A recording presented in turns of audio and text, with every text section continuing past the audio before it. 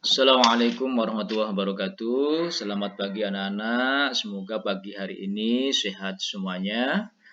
Bapak kembali hadir untuk melanjutkan pembelajaran kita. Pada pagi hari ini kita akan membahas tentang perdagangan antar pulau atau perdagangan antar daerah. Kenapa muncul istilah perdagangan antar pulau atau antar daerah ini? Sebagaimana kita ketahui bahwa di pembelajaran yang kemarin itu tentang keunggulan dan keterbatasan antar ruang. Dari masing-masing daerah pasti memiliki keunggulan dan keterbatasan. Ada daerah yang mampu menghasilkan kopi dengan jumlah yang besar. Ada daerah yang mampu menghasilkan rotan dengan jumlah yang besar. Ada daerah yang mampu menghasilkan sayur mayur tapi tidak mampu menghasilkan kebutuhannya yang lain, sehingga untuk memenuhi keterbatasan yang dimiliki antar daerah itulah maka muncullah namanya perdagangan antar pulau atau antar daerah.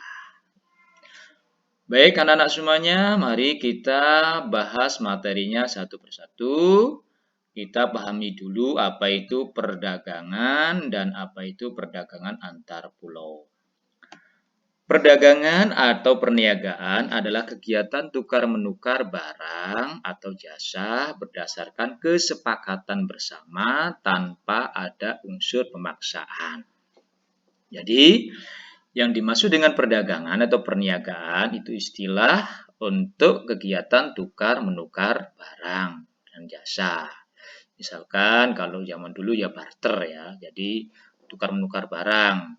Barang tadi yang dimiliki pulau A ya, atau daerah A, misalkan kopi ditukar dengan sayur-sayuran atau jasa. Jasa. Ya, zaman sekarang yang dimaksud dengan tukar-menukar itu ya dengan mata uang atau dengan barang. Nah, berdasarkan kesepakatan bersama tanpa ada unsur pemaksaan. Artinya sama-sama menyenangkan, ya, tidak ada unsur pemaksaan. Berarti ada saling mengikhlaskan, ya. Jadi itulah dasar dari sebuah perdagangan. Jadi tidak ada paksaan.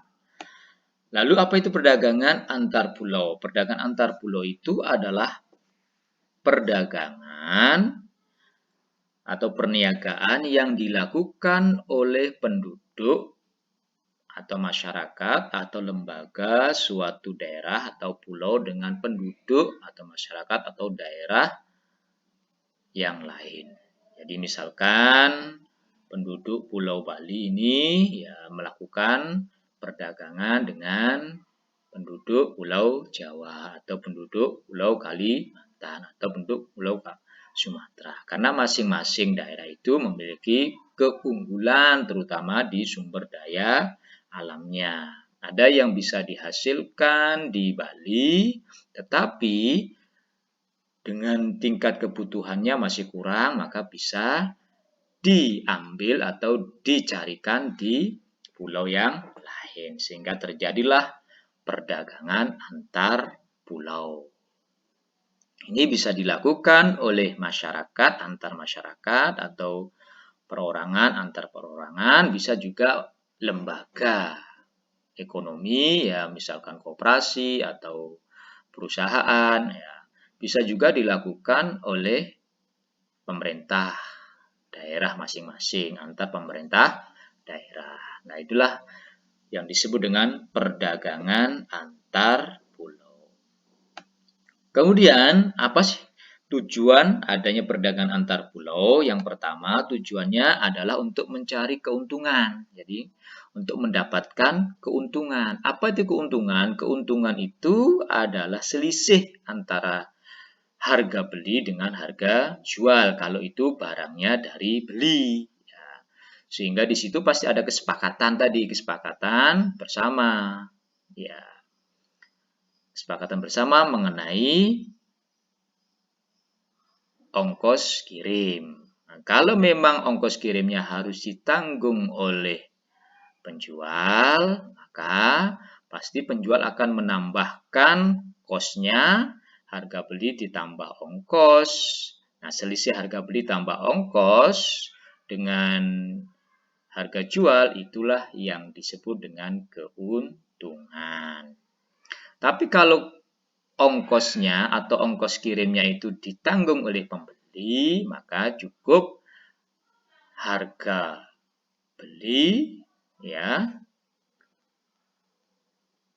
harga jual dikurangi dengan harga beli, itulah yang disebut dengan keuntungan. Nah, kalau barang itu diproduksi sendiri, maka keuntungannya adalah selisih dari harga jual dengan biaya produksi.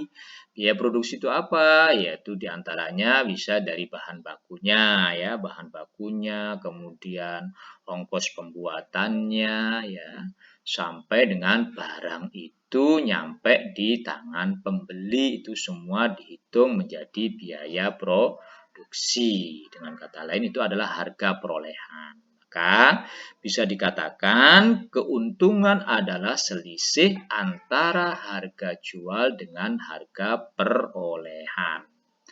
Apa itu harga perolehan? Harga perolehan itu adalah segala biaya yang dikeluarkan sampai barang itu bisa dimanfaatkan.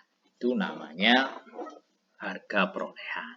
Jadi selisihnya itulah yang disebut dengan keuntungan. Setiap penjual pasti ingin mendapatkan keuntungan dalam perdagangan. Nah, inilah yang disebut dengan keuntungan.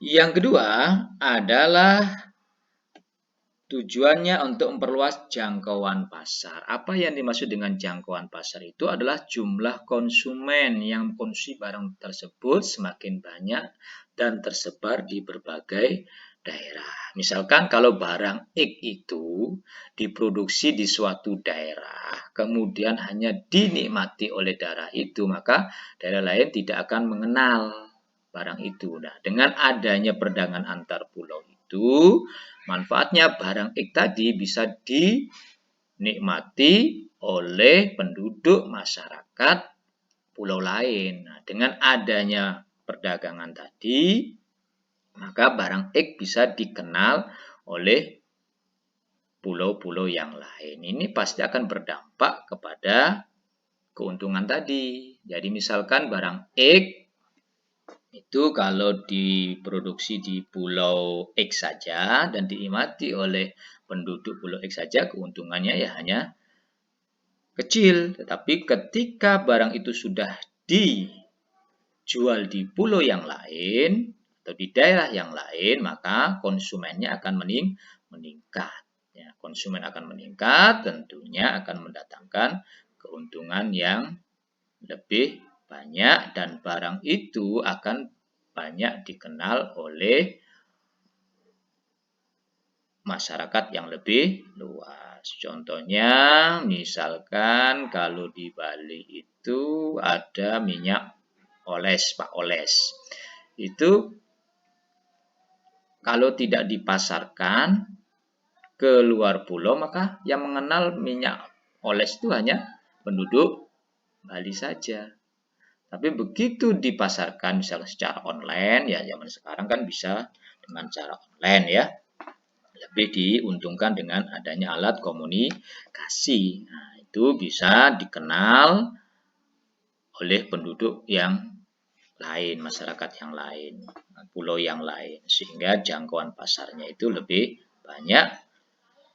Nah, ini nanti akan berimbas kepada banyaknya produksi, tingkat keuntungan. Nah, maka ini perlu untuk memperluas jangkauan pasar. Maka salah satu tujuannya adalah untuk memperluas jangkauan pasar sehingga produk itu bisa dinikmati oleh seluruh pulau atau daerah-daerah yang lain. Itulah tujuan dari perdagangan antar pulau.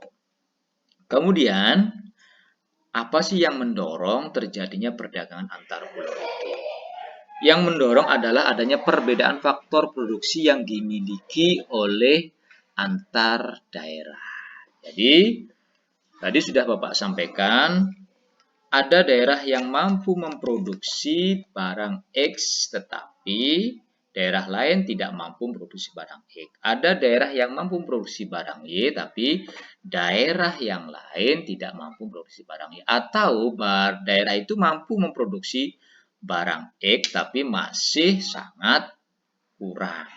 Atau kualitasnya kurang bagus. Atau kebutuhannya masih selalu sedikit. Sehingga masih dimungkinkan untuk melakukan perdagangan dengan daerah yang lain. Inilah adanya faktor perbedaan faktor produksi, baik itu terutama sumber daya alam. Juga tenaga kerja. Anda perhatikan sekarang kita hidup di Bali ini kan banyak tenaga kerja dari luar Bali kan, yang bekerja di Bali. Ada datang dari Jawa, ada datang dari Lombok, ada datang dari, ya itu kenapa? Karena ada perbedaan faktor produksi yang dimiliki. Nah, ini faktor yang mendorong. Yang kedua adalah perbedaan tingkat harga antar daerah. Jadi misalkan di daerah A, kalau kita perhatikan buah-buahan itu kan banyak dikirim dari Jawa kalau di Bali ya. Nah, misalkan buah naga itu mungkin di daerahnya karena di sana ada produksinya banyak sehingga begitu panen harganya terlalu murah. Nah, maka supaya petani itu tidak mengalami banyak kerugian ya akan dijual ke daerah yang lain. Nah, sehingga harganya bisa naik. Itulah ada perbedaan tingkat harga antar daerah. Nah, itu yang mendorong terjadinya perdagangan. Manfaatnya apa? Dengan adanya perdagangan antar pulau ini, banyak manfaat yang bisa diambil antar pulau. Yang pertama yaitu menyediakan alternatif alat pemuas kebutuhan bagi konsumen. Artinya apa? Konsumen itu memiliki banyak pilihan untuk memenuhi kebutuhan hidupnya. Ya, jadi banyak pilihan, tidak satu saja ya. Kalau tidak bisa membeli buah naga, ada buah jeruk. Ya. Itu. Jadi ada alternatif pilihan. Yang kedua, meningkatkan produktivitas. Dengan adanya perdagangan internal antar pulau tadi, kan pangsa pasarnya akan meluas. Kalau pangsa pasarnya meluas, maka banyak yang mengkonsumsi. Kalau sudah banyak yang mengkonsumsi, maka dibutuhkan produksi skala besar. Produksi skala besar, maka akan meningkatkan tingkat produktivitas. Jadi, barang akan diproduksi dengan jumlah yang banyak. Yang ketiga manfaatnya, kalau sudah barang itu diproduksi dengan jumlah yang banyak, maka akan membuka kesempatan kerja bagi masyarakat. Pasti akan membutuhkan tenaga kerja yang banyak. Nah, inilah manfaat dari perdagangan antar pulau. Nah, sekarang coba dipikirkan di daerah masing-masing barang apa yang diperdagangkan antar pulau. Coba dicari ya. Barang apa yang keunggulan apa di daerah kalian yang diperdagangkan antar pulau. Coba dicari nanti ya. Ya, itu saja pembelajaran kita pada pagi hari ini. Mudah-mudahan bisa dipahami. Kalau ada yang belum paham, perlu ditanyakan, silakan kirim melalui timeline yang ada di e-learning atau melalui WA Bapak ya. Saya cuma sampai sini. Assalamualaikum warahmatullahi wabarakatuh.